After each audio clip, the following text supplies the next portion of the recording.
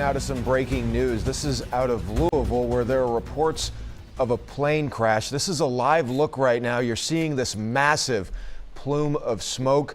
Our sister station there in Louisville getting this video. This is near the UPS Worldsport, which is a major UPS hub there near the Muhammad Ali Airport.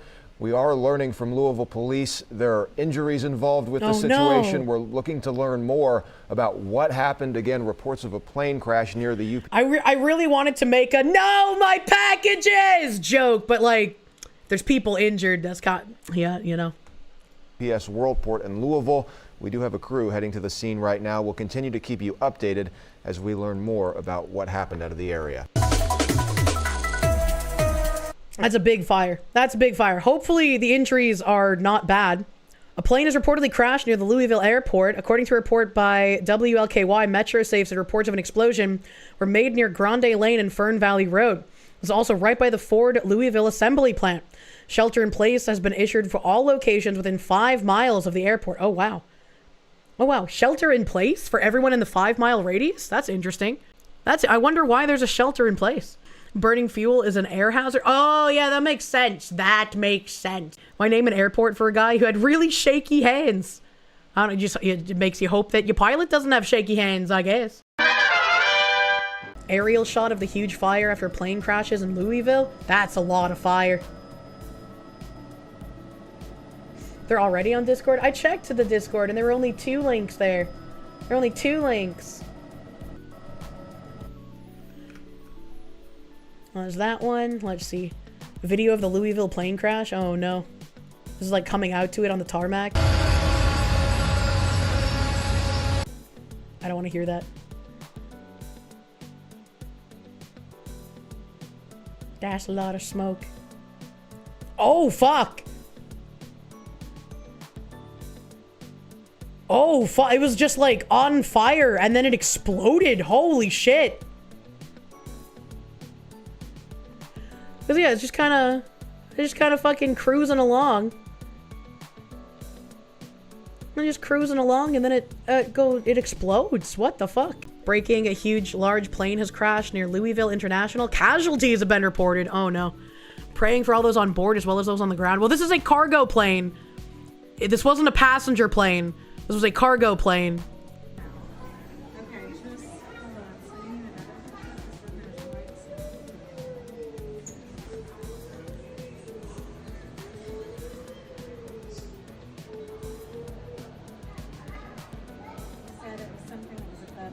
Her pilots aboard a cargo. Yeah, I mean, I know the pilots are on there. Previously, it was just saying injuries reported, so that's real fucked that now it's upgraded to casualties. UPS plane crashes after takeoff from Louisville Muhammad Ali International Airport. Oh my god! And it's right near like fucking some shops and shit too. Oh my god.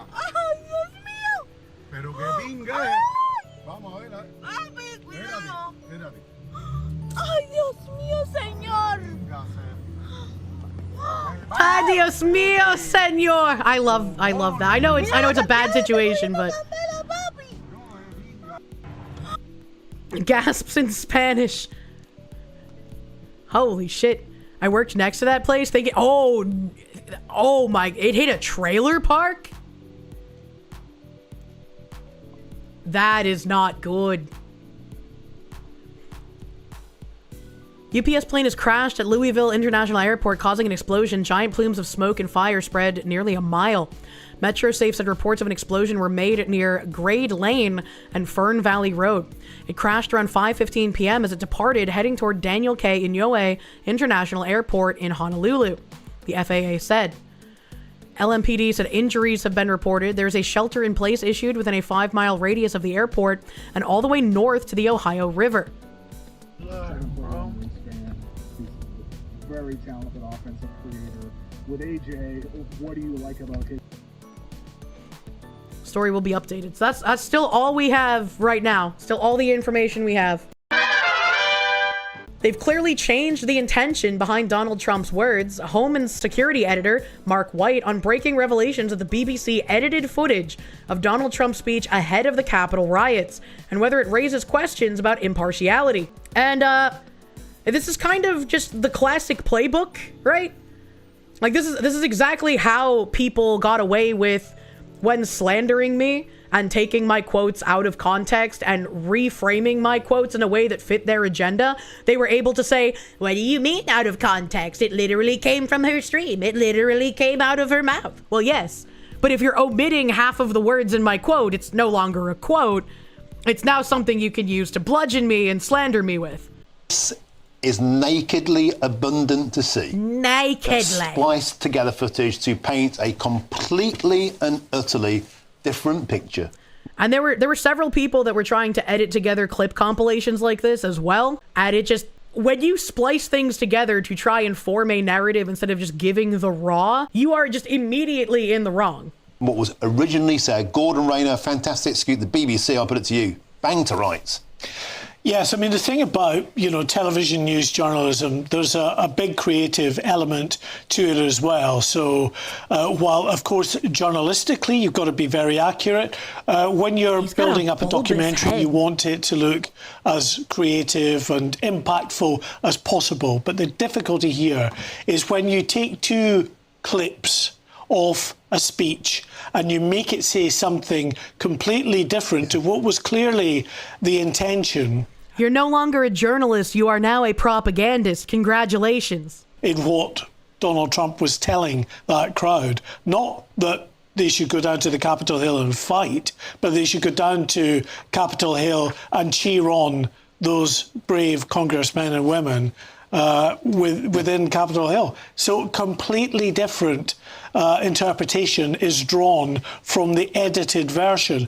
And this is important because what it does is it highlights some real concerns about the impartiality of the BBC, in particular, of course, that flagship programme, Panorama, that the BBC is rightly proud of, that has made so many impactful documentaries over the years. And now some really serious questions to answer. This was a great scoop by Gordon Rayner at The Telegraph, who received what is a 19-page dossier, a whistleblowing dossier, highlighting not just this, but other issues around the coverage of Gaza, around the way in which the BBC reports on the transgender debate. These are important issues which the dossier say the BBC has been not impartial on, but has actually been, in the coverage, taking a very partial view on that. I really wish instead of using a partial view, they would call it what it is. If you are selectively editing together different parts of a speech in order to make it seem like the speech giver said something that he or she did not, you are now framing a narrative. You are now participating in propaganda. That is what it is. That is the definition of what propaganda is. When you are trying to force people to believe something that isn't in reality what actually happened. Let's have a quick reminder. I think we have those clips so you can see them side by side. Let's take a little peek.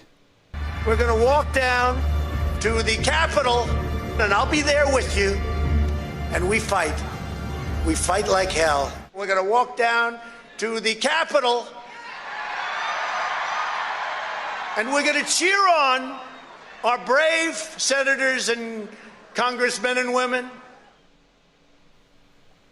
Literally completely different context when you watch the original after the propaganda clip. Actually wild. Completely different, Mo. They are completely different. And Gordon Rayner said a third clip had been spliced in of the Proud Boys marching on Capitol Hill from an hour before the speech. Just about that further pinch of spice that this was Donald Trump inciting. A third clip has hit the BBC's propaganda chambers.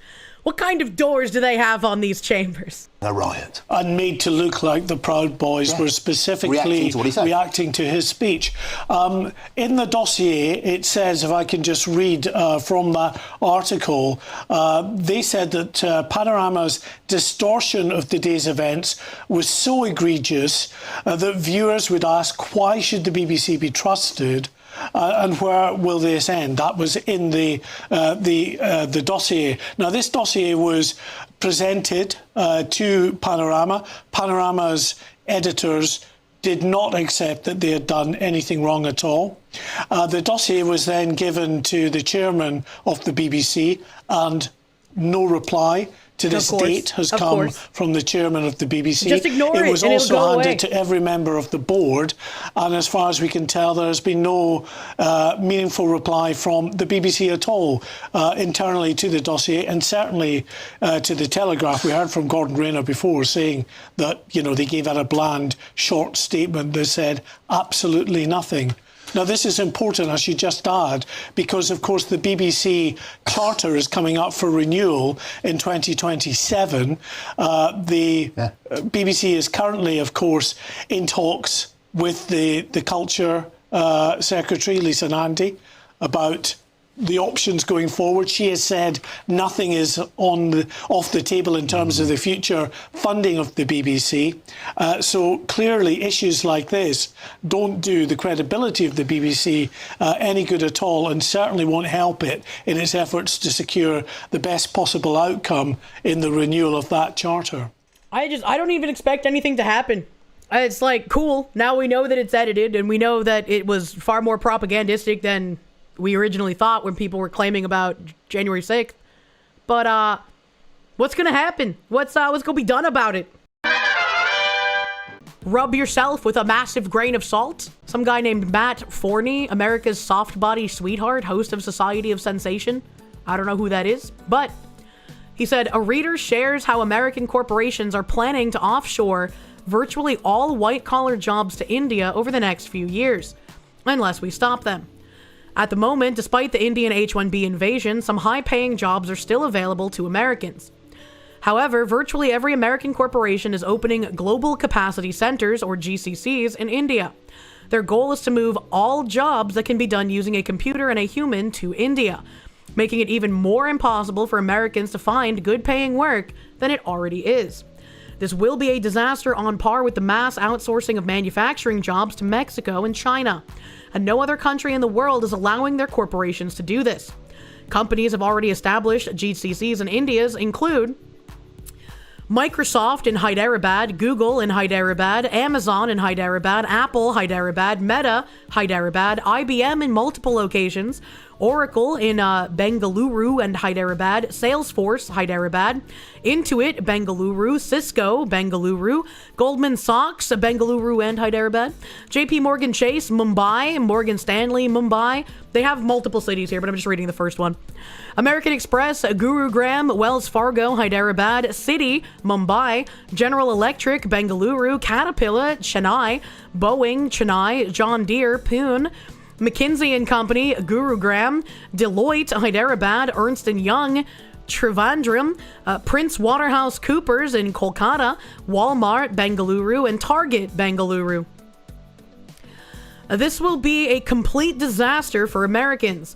And the amazing thing is that corporations who offshore to India are slitting their own throats in the long run. The US is the largest, wealthiest consumer market in the world. Who exactly is going to buy any of these corporations' products when Americans are broke and jobless? It won't be the Indians flooding in, that's for sure. They make slave wages, sleep 6 to a studio apartment, and are too cheap to shop anywhere other than Costco. Temp services, work benefits, companies. This guy just fucking lobbed a grenade. Holy shit. Employee only on the end of term of contract. They let you go only to start again at square one and work like a slave. I do not know anything about temp services work benefits. I do not know what that is, Mr. Phoenix DS, sir. Mr. Phoenix. It's like when companies fire you after 89 days and a 90-day trial period. Oh, so it's like you get a work trial period for 90 days, they fire you on the last day and then get another temp person so that they never have to actually start paying you up benefits or anything. That's really fucking scummy. Matt here continues. This is not only an economic issue and a national security issue, it's an innovation issue. There's not one single Indian university that is in the top 100 in the world.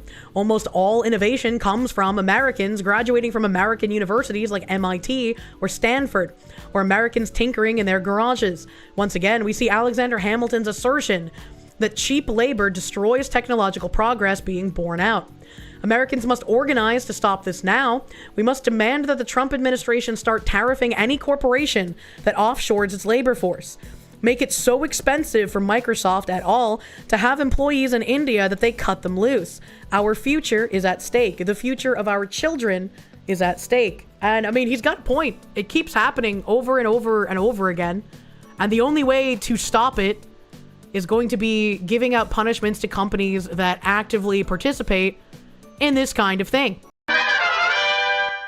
Michigan lawyer says Halloween terror plot FBI Director Kash Patel described never existed. A Michigan defense lawyer is disputing FBI Director Kash Patel's allegations that his 20-year-old client and 4 other young suspects were planning to carry out a terror attack on Halloween weekend. Announcing their arrest on Friday, Patel said more information would be coming soon. However, the FBI and Michigan authorities have offered few details about the case. Spokespersons for state and national FBI and the U.S. Attorney in Detroit did not immediately respond to messages Saturday.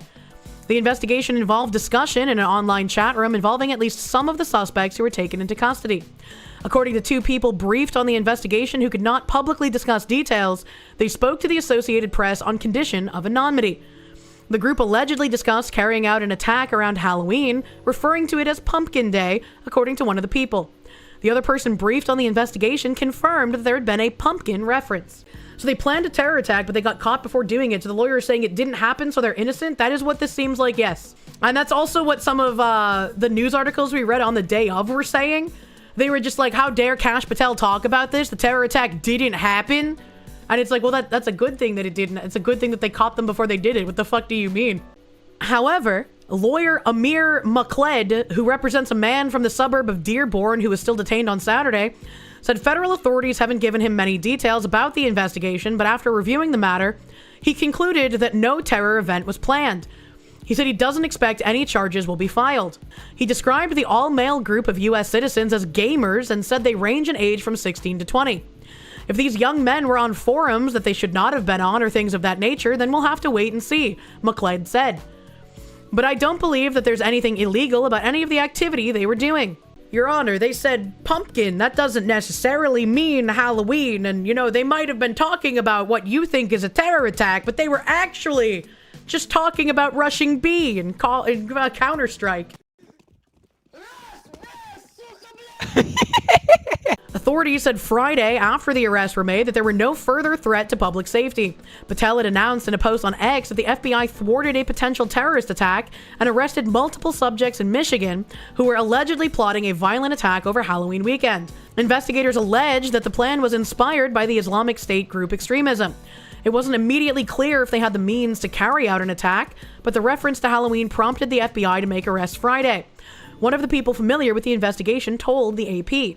Patel credited the vigilance of the FBI along with help from local authorities for thwarting the plot. Since the 9/11 terror attacks, the FBI has foiled several alleged attacks through sting operations in which agents posed as terror supporters, supplying advice and equipment. We do a little bit of honey trapping as a treat. It wasn't immediately clear, but then we found their cache of weapons and thousands of rounds of ammo.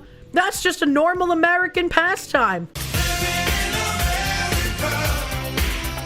Attorney General Pam Bondi here saying, our newly unsealed complaint reveals a major ISIS-linked terror plot with multiple subjects arrested in the Eastern District of Michigan targeting the United States. According to the complaint, subjects had multiple AR-15 rifles, tactical gear, and a detailed plan to carry out an attack on American soil. Thanks to the extraordinary diligence of our U.S. Attorney Jerome Gorgon Jr., the FBI and state and local law enforcement officers, this plot was stopped before innocent lives were lost. Our American heroes prevented a terror attack. Page not found. Pamela Bondi, that's very interesting. That's very interesting that it returns 404 page not found. And this guy's comment here echoed that other person in chat. I always find a terror plot right when faith in the system starts to buckle. I don't know if there was faith in the system buckling because everybody was kind of happy with the state of deportations happening. So not really sure how much this would fit a false flag narrative. Page might not have been updated due to the shutdown. Can you go back to it? I mean, there is the Democrats have shut down the Department of Justice. Websites are not currently regularly updated. But this was posted at 10:55 a.m. yesterday. So, you know, I don't know. I got another weird tweet here from Andy Nyo. A Portland far-left Trantifa group named Degenerates Against Fascism is asking for cash donations as it announces a direct action against ICE on November 9th at 2 p.m. They're meeting in a nearby park and then marching to the building. And the sign says, Degenerates Against Fascism, pets, furries, and kinksters. All degenerates and our supporters are welcome. March and protest to the ICE building, November 9th, 2 p.m. And they have a little scan to donate thing that he thankfully has blocked out. I don't know why the, like, big bear muscle BDSM guy makes me think of the Archer show. But this definitely made me think of Archer.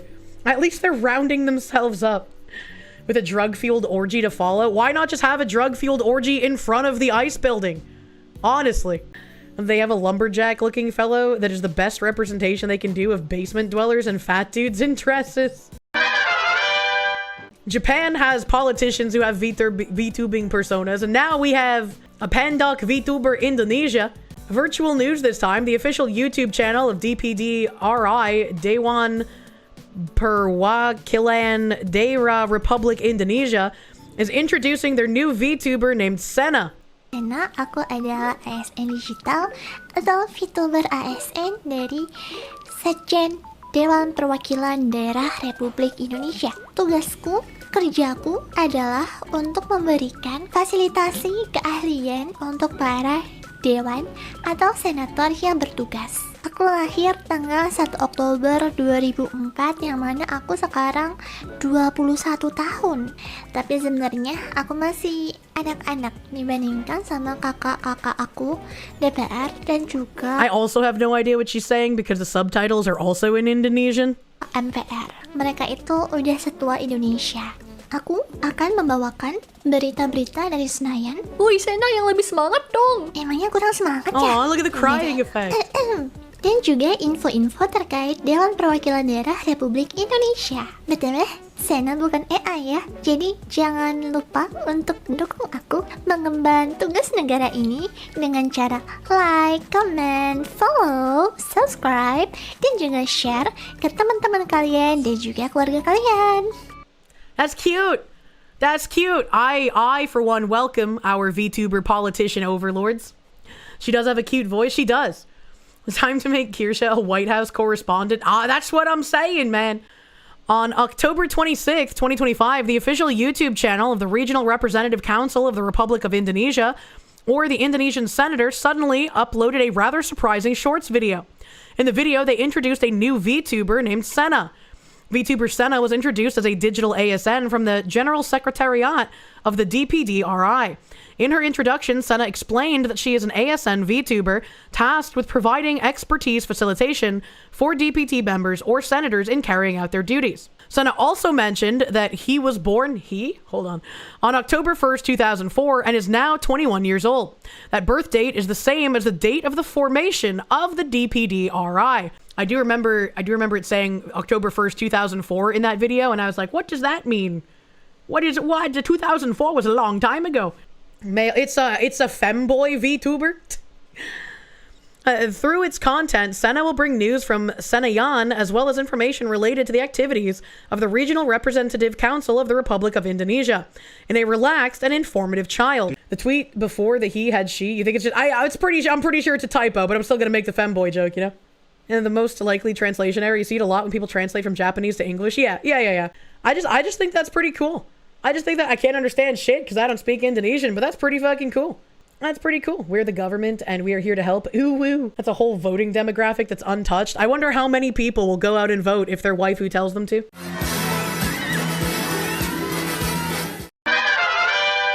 Mexico's having a day.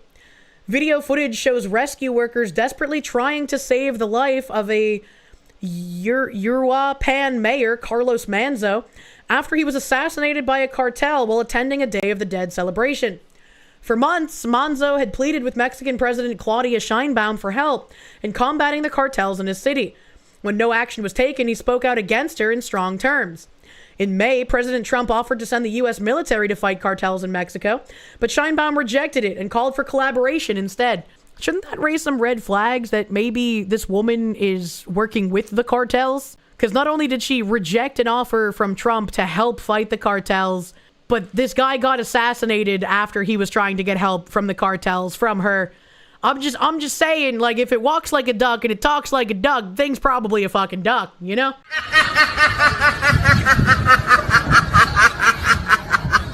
She's absolutely cartel owned. Red flags. You mean the other 30 or so people that dropped out of the race because the cartels killed them? Wait, really? Yes! I remember that there was a beheading leading up to her being installed, but I don't remember that many people being assassinated. That's fucking wild.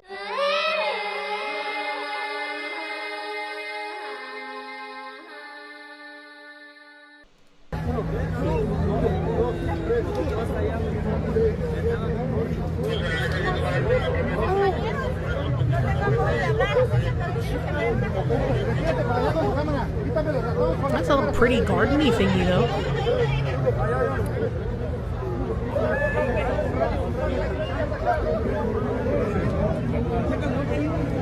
Mexican Hillary Clinton. True.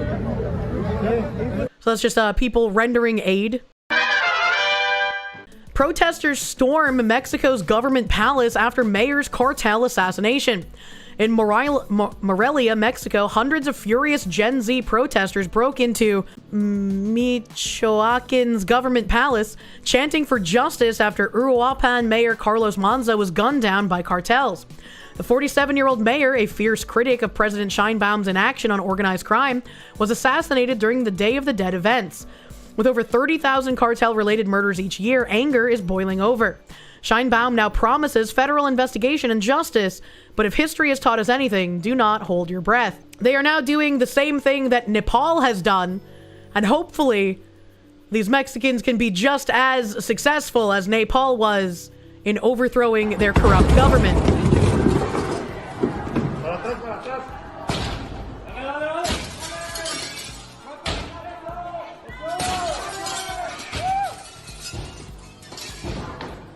Damn, he just fucking walks out there.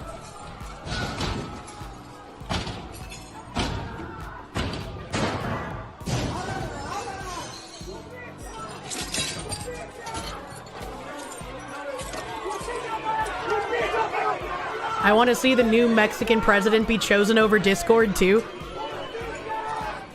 The problem is the cartel actually has weapons. I mean, yeah, that is obviously a problem, but crazy how we're not hearing about this. A little crazy. Little crazy. A Mexican isn't running Mexico. Yeah, it's a little crazy. They both installed a woman and a non-Mexican. What the fuck is happening? All of her rivals for the presidency of Mexico were assassinated before the election, and she basically won by default because she was the only one left. Everyone knows she works for the cartels. There's no hiding it. Yeah, she seems really kind of freaky. Really kind of freaky. Administration hints that furloughed workers may not be paid after the shutdown. That's a very interesting thing, because I remember at the beginning, before the shutdown happened, I was like, I feel like people in Congress and some of the government workers should not get backed furlough pay. I feel that should be reserved for, like, the military. But let's see what they're talking about here. Agencies are sending messages indicating that workers who are on the job will be paid when the government reopens, with no mention of those on furlough, despite a 2019 law protecting their wages. The Trump administration is sending notifications to federal staff suggesting that only those who are working during the government shutdown will be paid when it ends, despite a 2019 law that also guarantees pay to furloughed employees. Once an appropriation or continuing resolution is enacted, accepted employees are entitled to receive payment, read one message sent to some portions of the government and obtained by the Washington Post. That sentence, which leaves out furloughed workers, was not included in the first furlough notice issued last month, according to an employee who, like others interviewed, spoke on the condition of anonymity for fear of retribution. Very interesting that you will only get paid if you were still working. The government has been shuttered since October 1st, with Democrats and Republicans locked in a stalemate over healthcare policy. Healthcare policy that the Democrats want to extend healthcare benefits to more illegals. They absolutely should not be allowed to get what they want here. This past weekend, as the shutdown crossed the 30-day mark, officials began sending formal messages to workers updating them on their employment status for the next 30 days, as is required by law. White House Press Secretary Carolyn Leavitt said Tuesday that the administration would negotiate over back pay as part of a potential deal with Democrats to end the shutdown. This is something we're very much open to discussing with Democrats as part of the discussions about the continuing resolution to keep the government open. And it's something that Republicans are talking with Democrats about right now. At several agencies, including the Defense and Commerce Departments, first round furlough notices included language specifying that furloughed employees would get back pay, according to emails obtained by the Post. But second round notices did not give that assurance, emails show. At the State Department, notices issued this month and last never included assurance that furloughed workers would get paid, according to emails reviewed by the Post. So some agencies had like a furlough back pay notice, but State Department did not have that in the first or second round. So this could be just some kind of like miscommunication thing as well. The White House referred a request for comment to the Office of Management and Budget, as did the State Department. Officials there did not immediately respond to questions. Neither did the Defense Department nor the Commerce Department. Well, that doesn't really seem very helpful if they're non-communicative. More than 650,000 staffers have been furloughed or sent home without pay, while their colleagues continue to perform their jobs also without pay. A smaller number of employees, mostly active duty military or law enforcement, are continuing to receive their salaries as the Trump administration has found various sources for the money. It was $130 million, I think, donated by one guy who wanted to stay anonymous. But then someone found out who the guy was and they were like, he said mean things before, ooh. OMB officials circulated a draft legal opinion last month arguing that furloughed workers wouldn't get any back pay unless Congress specifically approved it, appearing to contradict the 2019 law. Republicans and Democrats alike in Congress have said that they expect all workers to be repaid when the shutdown ends, though legislation to pay workers immediately has stalled. The shutdown is set to break the record for the longest closure in U.S. history overnight, eclipsing the 34-day mark from President Donald Trump's first term. In that span, the federal government has paid $15.7 billion in employee salaries, 24% drop from the same period a year ago. According to the Penn-Wharton budget model, more than half of the money that hasn't been paid would have gone to federal employees in the District of Columbia and 8 states: California, Virginia, Maryland, Texas, Florida, Georgia, Pennsylvania, and Washington. $15.7 billion in government employee salaries. That is wild. Civilian employees from 3 departments, Defense, Health and Human Services, and Veteran Affairs, account for more than half of the $3.8 billion reduction in salary expenditures, the Wharton analysis found. The shutdown has already imposed significant financial and personal burdens on federal workers who have now missed 2 paychecks. Many are using credit cards to pay bills, going into going into debt and buying only the cheapest groceries. He pretty much said, hold my beer. Yeah, I mean, the government should not reopen if the only way to do so is to give healthcare benefits to illegals. That would never actually fly. So they cannot capitulate to the Democrats holding the government hostage like this. Crazy to you that it's legal for Dems to do this kind of shit? It's crazy that it's the Dems who are doing this because they're demanding healthcare for illegals and Republicans aren't giving it to them.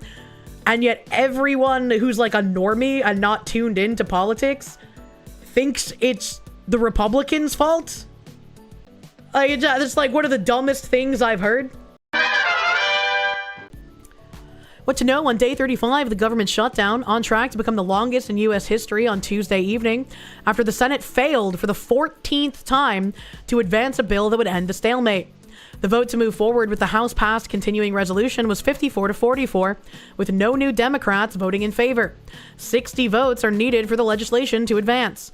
The longest shutdown on record occurred in 2018 and 2019 and ended on day 35 shortly after 9 p.m. The current shutdown will surpass that record tonight, barring an unforeseen breakthrough.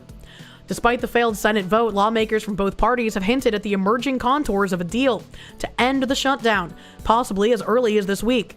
Senate Majority Leader John Thune told reporters that he thinks there are people who realize this has gone on long enough, and there's been enough pain inflicted on the American people, and it's time to end it. Some Republicans have said that they expect Democrats to be more willing to vote to reopening the government following Tuesday's elections. And 39 minutes ago, let's see, what is here? Republicans argue that Democrats are waiting until after Tuesday's elections to back down, claiming they don't want to discourage their base from turning out to vote. Literally holding people hostage who can't get any of their benefits paid, who might genuinely need them, because they want to encourage people to vote for them. That is demonic, dude. That is gross. Why would you trust any of these people?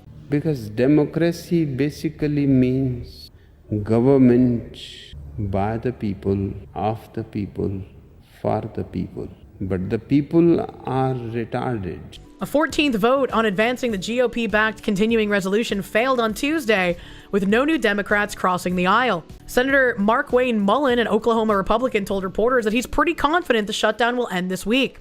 I will tell you, there's enough Democrats that I'm friends with that were willing to vote last week, and they were assured that Schumer would let them vote the way they need to this week. The bipartisan conversations on Capitol Hill revolve around an effort to move forward a so-called minibus or package of full-year appropriations bills. In addition to the continuing resolution, proponents of the plan say that approving the package would demonstrate Republicans' willingness to work on the long-term funding process on a bipartisan basis. No, there is no quarter for giving any taxpayer dollars to illegals. The holdup is because Republicans are not wanting to sign off on something giving healthcare access with our tax dollars to illegals in our country. This is absurd. That is not bipartisanship if they capitulate and bend the knee to this. A very good caucus. We're exploring all the options. Senate Democrats' lunch meeting dragged on far beyond its normal length as pressure built to come to an agreement to reopen the government. Most senators would not speak with reporters off the Senate chamber as they left the meeting periodically to vote, remaining tight-lipped on what was transpiring between closed doors. Senator Dick Durbin of Illinois, the number 2 Democrat, told reporters, "I think there is," when asked whether the progress was being made. And he acknowledged that there are differences of opinion on whether Democrats should accept the promise of a vote on extending healthcare tax credits in exchange for reopening the government. Other Democrats did not say much else. No updates in progress, said Tim Kaine. Gene Shaheen of New Hampshire called the meeting a good discussion. Angus King of Maine called it a full and frank discussion of the issues. Fuck you, Democrats, pretty much. AOC pushes back after a GOP lawmaker calls Mamdani's Arabic campaigning a humiliation. Well, he's right. That's what it is. Representative Alexandria Ocasio-Cortez defended Democratic New York City mayoral candidate Zohran Mamdani after Republican Representative Brandon Gill in Texas criticized him for campaigning in Arabic. Just a couple of decades after 9/11, the leading candidate for NYC mayor is campaigning in Arabic. The humiliation is the point. Gill wrote in a post on X sharing a Mamdani campaign video in Arabic, and he's completely correct. Even without invoking 9/11, he's completely correct. If you're going to be running for any political office in the United States of America, you should be campaigning in English. Campaigning in any other language is point de facto that you are not trying to be for the American people. You are trying to be for a specific subset of people. The Republican made the comments when retweeting a Mamdani post on X written in Arabic, which features a video of the mayoral candidate speaking the foreign language. Ocasio-Cortez, who has been backing Mamdani, retweeted Gill's post and commented, "Over 100 languages are spoken in our great city, and it's actually a pretty amazing part of being an American. If you are humiliated by America and the diversity that powers our nation's Nobel Prizes, Olympic gold medals, and breakthrough innovations in culture, that's on you." Once again, this freakish communist woman is using subversion to try and browbeat you into feeling guilty. Just because we have a bunch of people who speak other languages does not mean that they should be campaigning for politics and seats in ruling our nation in other language. It should be in English only. It doesn't matter if they speak other languages. If you're campaigning for the American people, you're speaking English. Gen Z is either gay, transgender, communist, or actual Nazis who may or may not be gay. There's no in between. America's diverse. Look at all these historical rewards. I thought that this was a picture of like an actor playing Superman, especially because of like his little curl on the front here. I didn't think this was the actual fucking Republican representative I was agreeing with. Way to go and looking like you're from a TV show, guy. That's kind of impressive. Mamdani's post drew broader Republican pushback. GOP rep Randy Fine of Florida shared Mamdani's Arabic language post and asserted, "If you do not speak English, you should not be able to vote." I mean, yeah, that's also true, but you should extend that to, if you do not speak English, you should not be able to run for office. If you're going to campaign in another language, even if you do speak English, that should be point de facto one, that you are not going to be for the American people. You're going to be for that subsect that you're specifically speaking to without all Americans being able to understand you. Mamdani, an Empire State Assembly member, describes himself as a democratic socialist on his X profile. President Donald Trump has urged Big Apple voters to back former New York Governor Andrew Cuomo in the mayoral race. I wonder why Trump didn't say to like fucking do the Sliwa guy. Because like Cuomo's also fucking crazy. A vote for Curtis Sliwa, who looks much better without the beret, is a vote for Mamdani, the president said of the Republican mayoral candidate in a Truth Social post. I mean, he's probably not wrong about that, considering how far behind fucking Sliwa is, unfortunately. Because New York is deep, deep blue. Whether you personally like Andrew Cuomo or not, you really have no choice. You must vote for him and hope he does a fantastic job. He is capable of it. Mamdani is not. I don't think either of them are capable of it, but Mamdani is definitely worse.